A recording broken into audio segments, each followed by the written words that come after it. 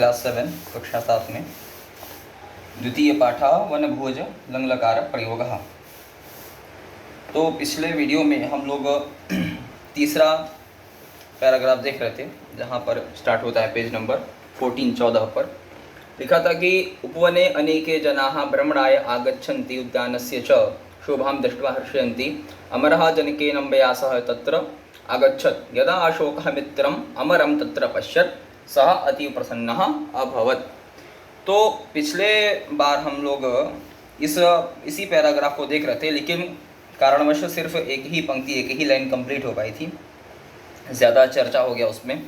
अब आगे इसी अगली पंक्ति में हम लोग बढ़ते हैं। तो शुभाम दृष्ट्वा हर्षयन्ति के बाद अगला पंक्ति आ रहा है, अमरः जनकेन अम्बया सह च सह तत्र आगच्छत्। तो देख रहे हैं कि कुछ लोग हैं जो पिकनिक पर यानी कि वन भोज के लिए गए हुए हैं और वहाँ के रमणीय वातावरण में खो जाते हैं, वहाँ पर अनेक प्रकार के कार्यों को करते हैं। इसी में अगली पंक्ति बता रही है क्या हो रहा है इसके आगे।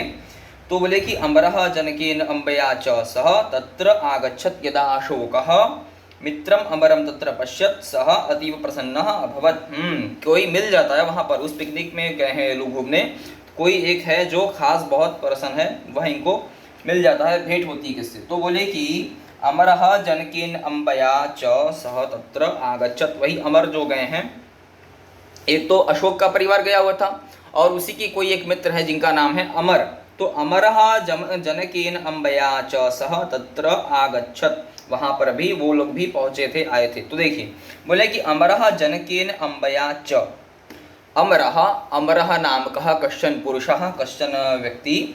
तो अमर नाम का कोई पुरुष, कोई व्यक्ति, कोई इंसान क्या हुआ, जनकेन सह। जनक माने होता है पिता, और उसी का विलोम बन देंगे तो जनक का विलोम पद बन जाएगा अम्बा। तो जनक माने पिता, फादर, और अम्बा माने माता, मदर। तो जो अमर नाम का जो बालक है, जो व्यक्ति है, जो पुरुष है, वह अपने पिता और माता, च माने और, तो अपने पिता और माता के साथ, सह माने साथ, किसी के साथ जाना, जिसे बोलते हैं ना किसी के साथ जाना, तो सह। तो बोले सह माने साथ, तत्र आगच्छत्। तत्र माने वहीं, तत्र शब्द से वहाँ के, तत्र शब्द का हिंदी अर्थ होगा वहाँ, लेकिन यहाँ पर तत्र शब्द से किसको बताया जा रहा है, वही कालिंदी कुंज नाम के उपवने। तो कालिंदी कुंज नाम के उस उपवन में तत्र आगच्छत्, वहाँ पर आगच्छत् पहुँचे, आए। तो बोले कि अमरः जनकेन अम्बया च सह। अमर नाम का कोई एक बालक पुरुष क्या करता है, अपने माता पिता के साथ, सह साथ में, तत्र आगच्छत्, वहाँ पर वह भी पहुँच जाता है, वहाँ पर वह भी आता है। अब इसमें पुल्लिंग, स्त्रीलिंग, वचन इत्यादि रूप देख लेते हैं, कौन सी विभक्ति आ रही है, कौन सा कारक है, संप्रदान कारक है, क्या है। तो बोले अमरः जनकेन अम्बया च, इतना देखते हैं। तो अमरः जनकेन, देखिए आपको बार बार विभक्तियां, वचन और इसके पुल्लिंग है, स्त्रीलिंग है, ये सारी चीज़ें बताने की ज़रूरत क्या, आवश्यकता क्या है। इन सभी को बोलने से, बार बार बताने से, जो आप कई बार एक ही चीज़ को सुनते हैं ना, तो दिमाग में बैठ जाती है, फिर उसे याद करने की आवश्यकता नहीं होती। तो हमारा मुख्य ध्येय यह है कि आप जो भी शब्द पढ़ें, जब आप परीक्षा दें, जब आप लिखें, जब आप भाषा बोलें या संस्कृत भाषा बोलें या अपने व्यवहार में इसको प्रयोग करें, तो आपको इतना जानकारी होना चाहिए कि आप कौन से शब्द का किसके लिए इस्तेमाल कर रहे हैं। वह शब्द पुल्लिंगवाची है, स्त्रीलिंगवाची है, कितने लोगों के बारे में आप बात करें, आप किसी एक के बारे में बता रहे हैं, आप बहुत सारे के बारे में बता रहे हैं। तो ये सब जब आप जानेंगे, जब वचन जानेंगे, जब स्त्रीलिंग पुल्लिंग इत्यादि जानेंगे शब्दों के, तभी आप भाषा को सुष्ठु रूप से, सही रूप से बोल सकेंगे या समझ सकेंगे, या कोई दूसरा भी बोल रहा हो तो उसकी बात को आप समझ पाएंगे। जैसा कि इसी कारण से हम बीच बीच में कुछ संस्कृत शब्दों का, वाक्यों का, छोटे छोटे वाक्यों का प्रयोग करते रहते हैं, ताकि आपको यह बार बार सुनते सुनते अभ्यास हो जाए, आपको यह समझ में आए कि क्या बात कही जा रही है। यही मुख्य ध्येय है। तो समझिए, अगर अमरः जनकेन अम्बया च स, अमरः जनकेन अम्बया च स, इतना देखते हैं। तो अमरः नाम कहा कश्चन पुरुषा। तो अमर क्या हो गया, किसी का नाम हो गया। अब अमर नाम है तो ठीक है, लेकिन किसका नाम है, किसी व्यक्ति का नाम है, किसी महिला का, लड़की का नाम है। तो अमर नाम तो किसी पुरुष का होगा, किसी बालक किसी लड़के का ही होगा। तो अमर शब्द क्या बन गया हमारा, पुल्लिंगवाची। क्यों, क्योंकि इस नाम को बोलने से किसी पुरुष बालक इत्यादि के बारे में बोध होता है। अतः अमरः नामकः एकः पुरुषः बालकः अस्ति, अस्ति है। अब जनकेन, जनक शब्द का हिंदी अर्थ होता है पिता, फादर। तो पिता कोई पुरुष होगा ना, पिता के कोई माता को तो कहेंगे नहीं, किसी स्त्री को तो पिता शब्द से संबोधित नहीं किया जाएगा। तो पिता शब्द का क्या अर्थ हो गया, जनक शब्द का अर्थ होगा पिता। पिता कौन होगा, पुरुषवाचक ही तो कोई होगा, कोई पुल्लिंग होगा। तो पिता शब्द भी क्या हो गया, पुल्लिंगवाची हो गया। क्यों, क्योंकि पिता शब्द को बोलने से या जनक शब्द को बोलने से किसी पुंस्त्व की विवक्षा होती है, पुरुष के बारे में बोध होता है, जानकारी होती है। तो जनक के शब्द क्या हो गया, पुल्लिंगवाची हो गया, जिसका अर्थ है पिता। अगला शब्द है अम्बया। अम्बा माने होता है माँ, इसमें मुख्य शब्द है अम्बा। आधा ब पर आ की मात्रा लगेगी, यह हटा देंगे तो अम्बा शब्द है। तो अम्बा शब्द का हिंदी अर्थ होता है माता। अम्बा शब्द का हिंदी अर्थ होगा माता, मदर, माँ, अम्मा, जो भी आप कहते हो। अगला शब्द है च। च माने और, कई बार आ चुका है। और यह च शब्द क्या है, अव्यय पद है, आपको पता ही होगा। सह माने साथ, टुगेदर या विथ। तो बोले कि सह माने साथ या अकाउंट समबडी बोलते हैं, किसी के साथ जाना, तो अकाउंट विथ पीपल। तो अमरः नाम कः एकः बालकः, सः कः, सः किम, सः कः अस्ति, सः पुरुषः अस्ति। तो पुल्लिंगवाची हो गया। जनकेन शब्द से अर्थ पिता अस्ति। तो जनक शब्द कौन होगा, तो पुल्लिंगवाची होगा, क्योंकि कोई पुरुष ही तो पिता बनेगा। अगला अम्बा शब्द का हिंदी अर्थ हो गया माता। तो अम्बा किसको कहते हैं, माँ किसको कहते हैं, किसी स्त्रीत्व की विवक्षा होती है। तो अतः अम्बा शब्द या माता शब्द क्या हो गया, स्त्रीलिंग के अंतर्गत आ गया। तो यह शब्द क्या हो गया, स्त्रीलिंगवाची हो गया, स्त्रीलिंगवाची हो गया। अब च शब्द का हिंदी अर्थ हो गया और। तो च शब्द का हिंदी अर्थ हो गया और यह क्या है, अव्यय पद है। क्या है, अव्यय पद। अव्यय पद का बताया थे सभी रूपों में व्यक्तियों में समान रूप चलते हैं, इस नाते इनकी कोई रूप बदलता नहीं। अतः इनको जिस रूप में भी आप प्रयोग करिए एक ही तरीके से लिखा जाएगा, इनका रूप बिगड़ता नहीं है, विकृति नहीं आती। सह माने होता है साथ। सह शब्द क्या है, सह शब्द भी अव्यय पद है, जिसका हिंदी अर्थ होता है साथ। तो सह शब्द भी अव्यय पद है, क्योंकि इसके भी रूप सभी विभक्तियों में, सभी वचनों में बदलते नहीं, एक ही समान रखे जाते हैं, बोले जाते हैं। तो अमरः नाम कः एकः बालकः, सः बालकः स्वस्य जनकेन अम्बया च सः गच्छति। कुत्र गच्छति, कालिंदी कुंज नाम के उपवने गच्छति। तो बोले कि अब इसमें देख लिए अम्बा शब्द क्या हो गया, स्त्रीलिंगवाची। अब हम लोग वचन देखते हैं सभी शब्द में।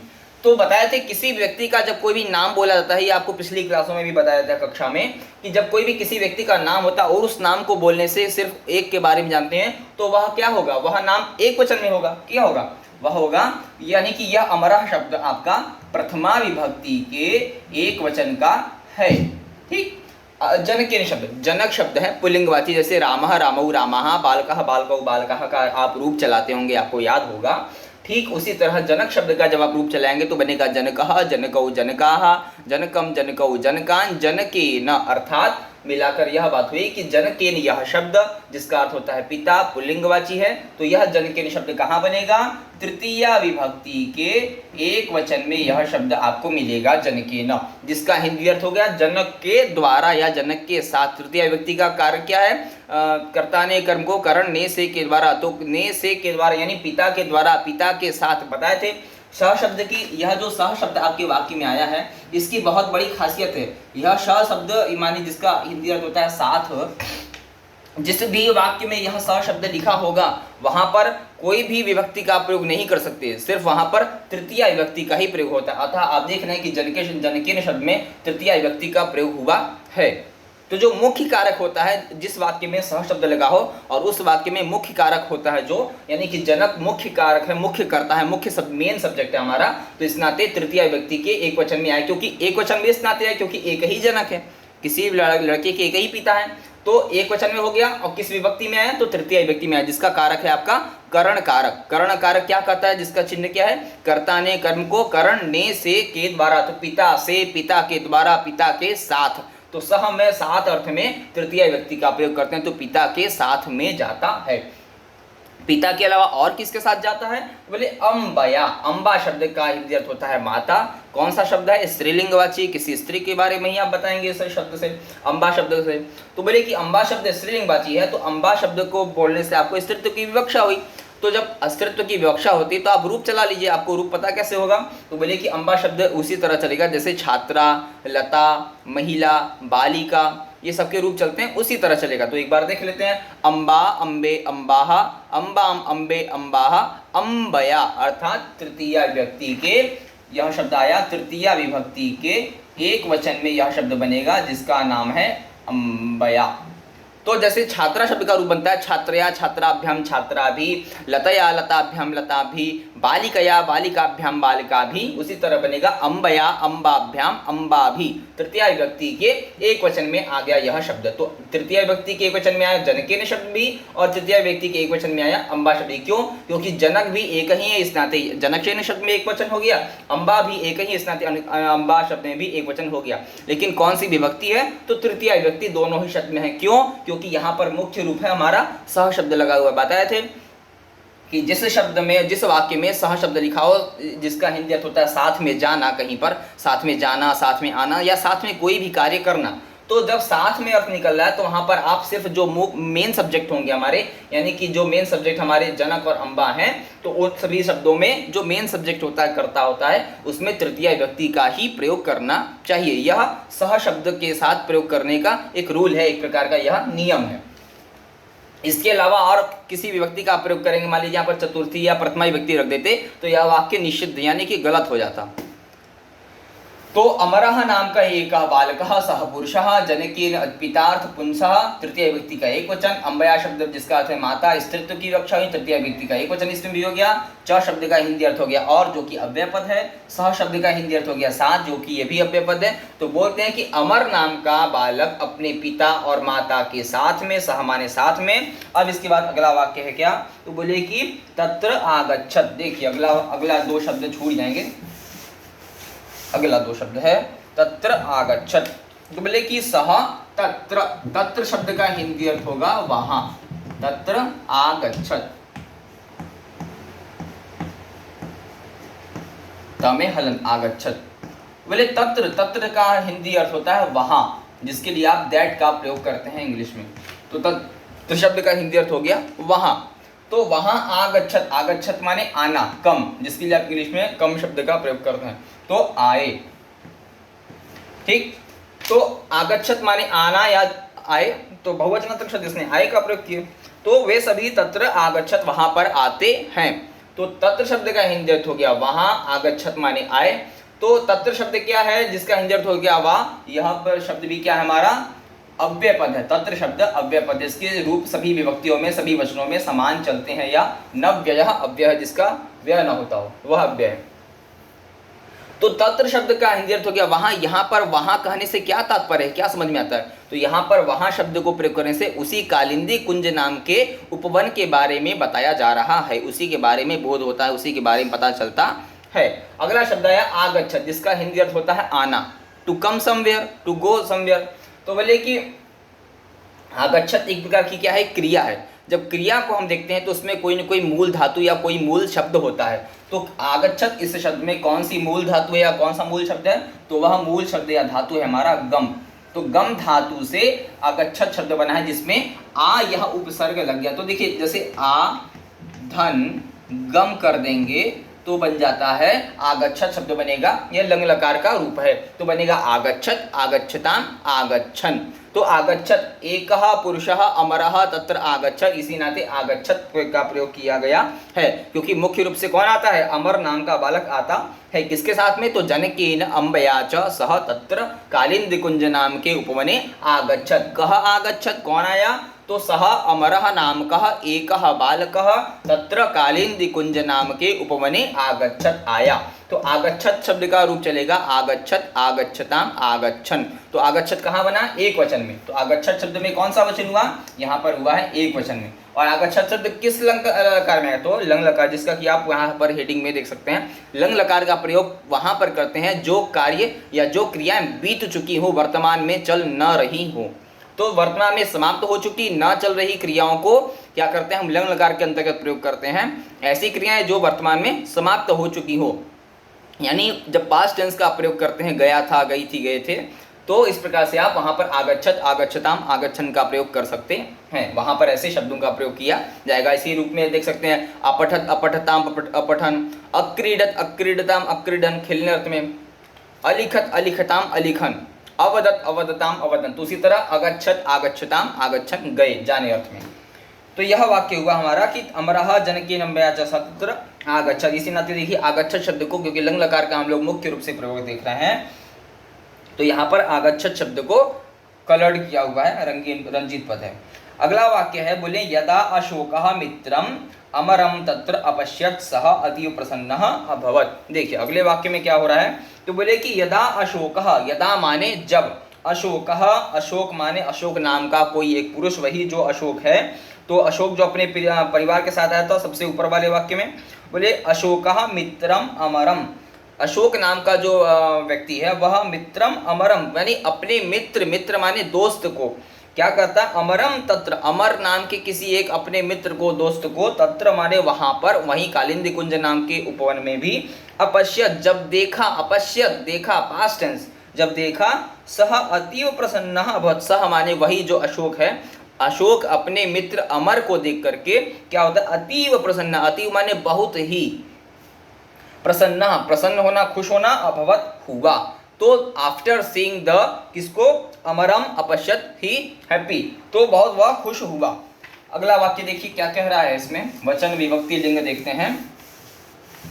बोले कि तत्र कालिंदी कुंज नाम के नगरे यदा अमरः अपि तत्र आगच्छत, जब अमर भी वहां पर आ गया, अपूर्व में पहले से ही वहां पर कौन था, अशोक तो आया ही हुआ था, अमर नाम का भी उसका मित्र पहुंच जाता है, तो दोनों एक दूसरे को देखकर बहुत प्रसन्न होते हैं। बोले यदा अशोकः, यदा अशोकः, यदा अशोकः मित्रम अमरम, मित्रम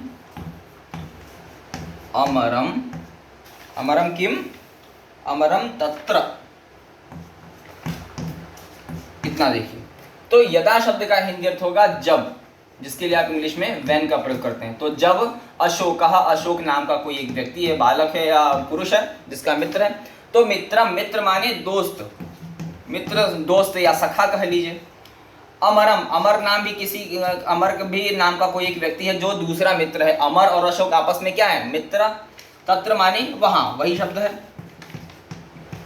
तो बोले कि यदा माने जब, यदा शब्द क्या है, अव्यय पद है, ये भी, इसके भी रूप समान चलते हैं, इसमें कोई विकृति नहीं आती। यदा शब्द का यदा ही लिखा जाएगा, चाहे जैसे भी वाक्य में आप प्रयोग करिए। अशोक क्या हो गया, नाम हो गया। अब नाम बोलने से किसके बारे में, पुरुष के, स्त्री के बारे में होता है, तो अशोक तो नाम किसी पुरुष का ही होगा, व्यक्ति का ही होगा, तो यह शब्द क्या बन गया, पुल्लिंगवाची बन गया। फिर से वही बात आई कि अशोक नाम बोलने से कितने अशोक के बारे में बोध होता है भाई, तो अशोक के नाम को बोलने से कोई एक ही अशोक के बारे में हम जानेंगे। तो इस नाते अशोक शब्द का, अशोक शब्द बन गया पुल्लिंगवाची। और कौन सा वचन है अशोक शब्द में, तो प्रथमा विभक्ति का एक वचन है, क्योंकि अशोक को बोलने से सिर्फ अशोक नाम की किसी एक ही व्यक्ति के बारे में बोध होगा। उस अगर अशोक शब्द बोला जाए तो अशोक नाम का कोई एक ही व्यक्ति आकर उपस्थित होगा सामने। मित्र, मित्र माने दोस्त। अब देखिए यहाँ पर कुछ अलग चीज आई। मित्र शब्द का हिंदी अर्थ हो गया दोस्त या सखा कह लीजिए, यार कह लीजिए, मित्र कह लीजिए। तो मित्र शब्द का हिंदी अर्थ होता है मित्र, दोस्त, सखा। अब मित्र शब्द को बोलने से किसके बारे में बोध होता है, तो मित्र शब्द का नित्य ही माने हमेशा, नित्य माने हमेशा, ऑलवेज।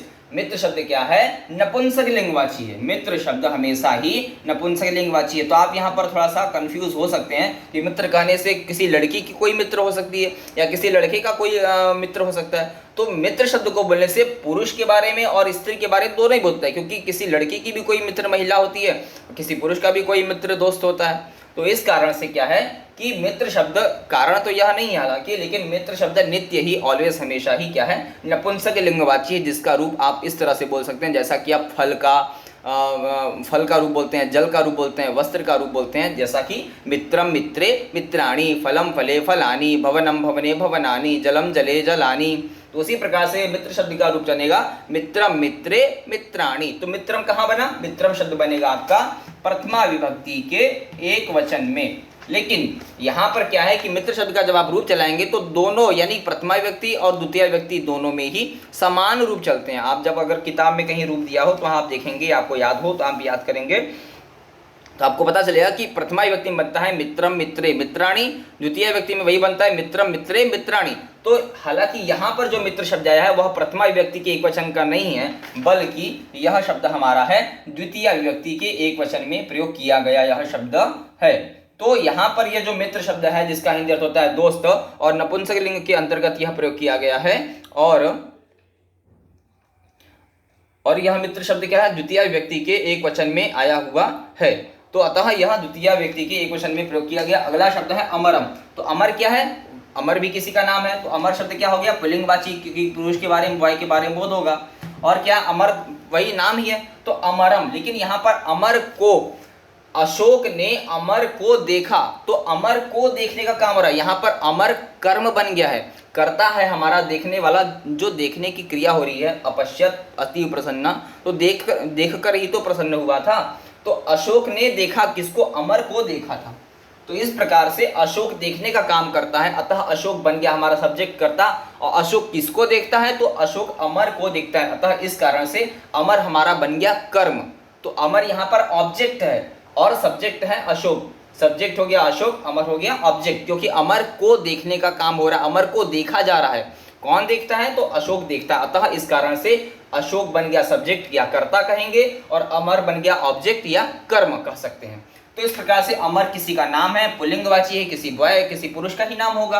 अब अमर शब्द को बोलने से यहाँ पर कौन सा विभक्ति है, तो अमर शब्द द्वितीय विभक्ति के एक वचन का शब्द है, क्योंकि अमर कोई एक ही है तो इस साथ एक वचन तो हो जाएगा, लेकिन द्वितीय विभक्ति क्यों हुई, तो इसके लिए आप कहेंगे कि अमर को देखने का काम हो रहा है, अतः कर्ता ने, कौन कर्ता ने, अशोक ने, कर्ता ने कर्म को देखा। यहाँ पर कर्म हमारा अमर है, तो अमर को देखा जा रहा है, इस नाते अमर हमारे आप बन गया कर्म, और देखने का काम अशोक बन रहा है, इस नाते कर्ता ने देखा, किसको देखा, तो कर्म रूप हमारा अमर को देखा, इस नाते अमर कर्म बन गया। और कर्म विभक्ति किसमें आती है, द्वितीय व्यक्ति में कर्म कारक आता है, तो कर्म कारक हमारा बन गया अमर, जिसको द्वितीय व्यक्ति के एक वचन में शब्द आया। तत्र शब्द का हिंदी अर्थ हो गया वहां, तत्र शब्द क्या है, अव्यय पद है। तो इस प्रकार से आप लोगों ने वाक्य के पुल्लिंग भेद देखे, तो बोले कि यदा अशोक, जब अशोक देखता है अपने मित्र दोस्त को जिसका नाम अमर है, तो तत्र माने वहां पर, वहीं पर उसी उद्यान में पहले से ही अशोक पहुंचा हुआ है अपने पूरे फैमिली, पूरे परिवार के साथ। लेकिन जब वह अशोक अपने मित्र को भी वहां पर देखता है, उसी उद्यान में जहां पर वह गया हुआ है,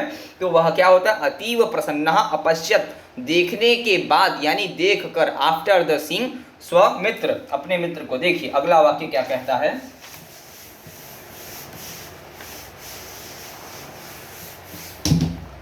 अगले वाक्य में कह रहे हैं इसी के आगे, तो तत्र तक हम लोग देख लेते हैं। अपश्यत सह अतीव प्रसन्न अभवत, अपश्यत सह, तो तत्र शब्द देख चुके थे, अपश्यत, अपश्यत सह अतीव प्रसन्न, अतीव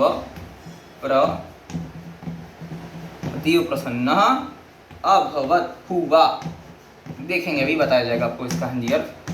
अपश्यत देखना, सीन देखना, तो अपश्यत शब्द का हिंदी अर्थ होगा देखा, माने पास्ट टेंस की क्रिया, काम बीत चुका है, कार्य हो चुका है, तो देखा, हाँ मैंने देखा था, ये तुमने देखा था, आपने देखा था, तो कार्य बीत चुका है, क्रिया हो चुकी। तो देखा शब्द को बोलने से पता चल रहा है कि कार्य समाप्त हो चुका है, पहले पूर्व में देखा गया था। तो अपश्यत शब्द का हिंदी अर्थ हो गया देखा, और सह शब्द का हिंदी अर्थ होगा अपश्यत सह, हाँ असह शब्द का ही यहाँ पर हिंदी अर्थ होगा वह शब्द से किसको बोला जा रहा है, वह माने अशोक, क्योंकि अशोक ही तो देखा, तो अशोक के बारे में ही बोध होता है यह सह शब्द। देखिए जब किसी स्थान पर संज्ञा शब्द का, माने किसी व्यक्ति के नाम का प्रयोग न किया जाए, किसी व्यक्ति वस्तु स्थान के शब्द का नाम का न प्रयोग किया जाए, उसके शब्द जगह पर कोई और शब्द लगते हैं, तो वह शब्द कहलाते हैं सर्वनाम। वही आपको परिभाषा याद होगी, संज्ञा के स्थान पे प्रयोग किए जाने वाले शब्द सर्वनाम कहलाते हैं। तो यहाँ पर अशोक शब्द का प्रयोग ना करके बल्कि सह शब्द लिखा है, अतः इस कारण से सह शब्द क्या हो गया, हमारा सर्वनाम शब्द है। संस्कृत में भी सर्वनाम, संज्ञा, विशेषण इत्यादि सभी होते हैं, ठीक, कोई इसमें डाउट ना रहे आपको। तो सह शब्द क्या है, विशेषता बतला रहा है, सर्वनाम शब्द है, क्योंकि संज्ञा के स्थान पे अशोक के नाम के जगह पे सह शब्द का प्रयोग किया गया, सह शब्द का जिसका हिंदी अर्थ हो गया वह। तो अशोक अतीव माने बहुत ही, जिसका हिंदी अर्थ होगा बहुत ही, बहुत ही, अतीव माने बहुत ही। प्रसन्न, प्रसन्न होना, खुश होना, हैप्पी हो जाना, तो खुश हुआ, प्रसन्न हो गया। अभवत माने हुआ, तो क्या हुआ, तो बहुत ही खुश हुआ, कुछ हुआ जा रहा है, कौन सा हो रहा है, क्या हो रहा है, बोले खुश होने एक प्रकार की क्रिया है, तो हुआ। तो अपश्यत देखा गया, अभवत हुआ, क्या हुआ, बहुत ही खुश हुआ, क्यों खुश हुआ, देखने के कारण, किसको देखा, अमर को देखता है, कौन देखता है, अशोक देखता है। तो अशोक ने जब अमर को देखा, अपने मित्र अमरम अपश्यत, अमर को देखा, अतीव प्रसन्ना, बहुत ही खुश हो गया, बहुत प्रसन्न हो गया, क्यों, क्योंकि जहां पर घूमने आया है, जिस काम से आया वहां पर वह उसका मित्र भी मिल गया, उसका मित्र भी उसी काम को करने के लिए आया, उसी कार्य से आया हुआ है। तो दोनों को आपस में देखकर एक दूसरे से बहुत प्रसन्न होते हैं। तो अपश्यत शब्द का रूप चलेगा अपश्यत, अपश्यताम, अपश्यन, अपश्यत, देखिए लिखा हुआ है यहाँ पर ता में हलंत लगा हुआ है। अतः क्यों, क्योंकि अशोक नाम का कोई एक व्यक्ति ही देख रहा है, एक वचन का कर्ता है, अतः एक वचन की क्रिया हो गई। क्रिया हमेशा कर्ता की संख्या पे आधारित रहती है, जिसके कारण से आपको पता चलेगा कि अपश्यत शब्द क्या है, हमारा एक वचन का है। क्यों, क्योंकि अशोक देखना है, अशोक करता है, तो कर्ता जिस वचन का होगा उसी वचन की क्रिया भी। तो देखने की क्रिया जो हो रही है वह किसके द्वारा, अशोक के द्वारा की जा रही है, इस नाते अशोक एक वचन का है, जिसके कारण से अपश्यत भी एक वचन में हो गया। तो अपश्यत का शब्द हमारा बना एक वचन में। तो अब अशोक अपश्यत, अशोक ने देखा, किसको देखा, अमरम अपश्यत, अमरम नामकम एकम मित्रम अपश्यत, अमर नाम के अपने एक मित्र को अपश्यत देखा। तो सब्जेक्ट हो गया अशोक और क्रिया यानी वर्ब हो गई अपश्यत देखना, जो कि पास्ट टेंस में यानी क्रिया हो चुकी है पूर्व में। सह शब्द का प्रयोग हुआ, सह शब्द का इंद्रिय हो गया वह, तो सह शब्द क्या है, सर्वनाम है, क्योंकि संज्ञा के स्थान पे प्रयोग किया गया, अतः सह शब्द का क्या हो गया, हमारा पुल्लिंगवाची हो गया। क्यों, क्योंकि किसी पुरुष के बारे में बताता है। अगर वह के अर्थ में आपको किसी महिला के बारे में बात करनी हो तो इसके जगह पे आप प्रयोग करेंगे सा, आपको याद होगा, सह तौ ते, सह माने वह एक पुरुष, सह तौ माने वे दो पुरुष, और सह तौ ते माने वे सभी पुरुष। लेकिन सा ते तहा, सा माने वह एक स्त्री, ते माने वे दो स्त्रियां, और तहा माने हो जाएगा वे सभी स्त्रियां, महिलाएं, बालिकाएं। तो सा ते तहा स्त्रीलिंग में बनता है और सह तौ ते पुल्लिंग में बनता है, जो कि आपको रूप याद होगा ही। तो सह तौते माने सह माने वह एक पुरुष जो अशोक है, अपश्यत उसने देखा, तो अतीव प्रसन्न, देखने के कारण, अतीव माने बहुत ही, प्रसन्न खुश, अभवत हुआ। तो अतीव शब्द जिसका हिंदी अर्थ होता है पुल्लिंगवाची। और स शब्द क्या है, स शब्द देख लीजिए एक वचन में है। क्यों, क्योंकि कर्ता हमारा सब्जेक्ट एक वचन का ही, इस नाते स शब्द भी एक वचन में ही हुआ। अतीव माने बहुत ही, अतीव शब्द का हिंदी अर्थ होगा बहुत ही। तो क्या, प्रसन्न हो रहा है, अतः अतीव शब्द क्या हो गया, हमारा अव्यय पद है। अतीव शब्द का कोई रूप इत्यादि नहीं चलता, यह समान रूप वाला है, तो अतीव शब्द क्या हो गया, अव्यय पद हो गया। प्रसन्न, खुश हो रहा है, कौन खुश हो रहा है, अशोक खुश हो रहा है। अब ये बताइए, खुश होने की जो क्रिया हो रही है, कौन हो रहा है, वह पुरुष हो रहा है, वह अशोक हो रहा है। तो अशोक क्या है, एक पुरुष है, एक व्यक्ति है, एक क्या नाम है, बॉय है एक प्रकार का। तो अशोक के पुरुष होने के कारण, बालक होने के कारण या बॉय होने के कारण यहाँ पर क्या हुआ, प्रसन्न शब्द का प्रयोग किया। अतः जो हमारा कर्ता है उसी के अनुसार यह क्रिया का ही प्रयोग। तो प्रसन्न होना, खुश होने एक प्रकार की क्रिया है। तो प्रसन्न शब्द क्या, जिसका अर्थ हुआ खुश होना, ये प्रसन्न शब्द भी क्या है, पुल्लिंगवाची है। देखिए साधारण आराम से समझें, इसमें कोई ज्यादा कठिनाई ना हो। अशोक पुरुष है, पुल्लिंग होने के कारण यहाँ पे प्रसन्न शब्द का प्रयोग किया। प्रसन्न होना एक प्रकार का क्रिया है, खुश हो रहा है। तो अगर यहाँ पर पुल्लिंगवाची है तो प्रसन्ना का प्रयोग किया, जैसे रामः देवः बालकः, तो प्रसन्ना हो उसी तरह, या प्रसन्न किसी का नाम दे सकता है, तो प्रसन्ना शब्द का प्रयोग। लेकिन अगर ये स्त्री होती, यहाँ पर मान लीजिए लिखा होता अशोक की जगह लता, रमा या सीता लिखा होता, तो यहाँ पे बन जाता प्रसन्ना, जैसे बालिका, उस तरह से। तो प्रसन्ना शब्द का जिसका हिंदी अर्थ हुआ खुश होना, और प्रसन्ना शब्द क्या है, पुल्लिंगवाची है, क्योंकि खुश होने की जो क्रिया हो रही है वह अशोक नाम का कोई एक पुरुष हो रहा है खुश। तो प्रसन्ना शब्द पुल्लिंगवाची हो गया। और प्रसन्ना शब्द में कौन सा वचन है, तो इसमें प्रथमा विभक्ति का एक वचन है, क्योंकि एक ही व्यक्ति खुश हो रहा है, जो कि संख्या में एक है, जिसका नाम है अशोक। अब अभवत माने हुआ, होना एक प्रकार की कुछ होना क्रिया है, तो जिसका हिंदी अर्थ हुआ, यानी अभवत, अभवताम, अभवन, जिसका रूप चलेगा आप बनाएंगे अगर, तो अभवत, अभवताम, अभवन, यह रूप बनेगा, चलेगा क्रिया के रूप में। तो अभवत माने हुआ, कुछ डन है, हो चुका है। जैसे आप प्रयोग करते हैं डू, डिड, डन, तो उसी अर्थ में प्रयोग करेंगे। डन माने, या डिड में भी, डिड सेकंड फॉर्म है, डन भी थर्ड फॉर्म है, दोनों का ही अर्थ निकलता है, यानी कार्य हो चुका है, तो उसी का यहाँ पर अर्थ आप प्रयोग करेंगे। अभवत, अभवताम, अभवन, यानी कोई कार्य हो चुका हो। किया जा चुका हो। तो क्या हुआ, तो प्रसन्न हुआ था देख करके, आफ्टर सीइंग द सौमित्र, अपने मित्र को देख के। तो अभवत शब्द का रूप चलेगा अभवत, अभवताम, अभवन। अपश्यत का रूप चलेगा अपश्यत, अपश्यताम, अपश्यन। आगच्छत पिछले बार आया था तो बनेगा आगच्छत, आगच्छताम, आगच्छन। तो इस प्रकार से अभवत शब्द का जिसका हिंदी अर्थ हो गया हुआ, आना, होना। और यह अभवत शब्द क्या है, एक वचन का है।